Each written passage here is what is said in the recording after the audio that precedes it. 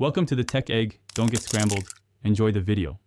You'll start by selecting a sticky water-soluble stabilizer appropriate to your fabric weight and embroidery density.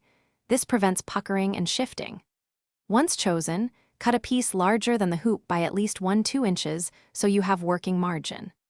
Peel the protective backing and lay the stabilizer sticky side up in the hoop. Then place the fabric over it and re-hoop, making sure to center design and smooth fabric without stretching. This immediate bond gives stability and accurate stitch placement. Continue by selecting the right needle and stitch length. Dense fills need shorter stitches to prevent sinkage into stabilizer. Once the machine starts, make sure to run a test motif on scrap using the same hoop and settings so you can adjust tension and density beforehand. As you embroider, pause to check for fabric movement or thread breakage.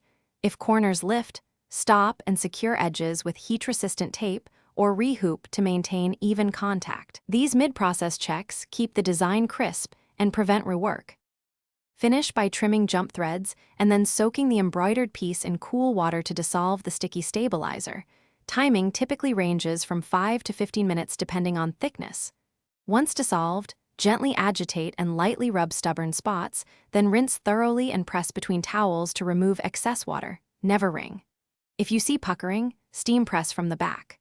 Troubleshooting tip: if stabilizer residue remains, repeat a short soak and increase gentle rubbing. For fraying edges, apply a small amount of fray seal or narrow satin stitch. Thanks for watching. Consider subscribing if I helped unscramble your problems.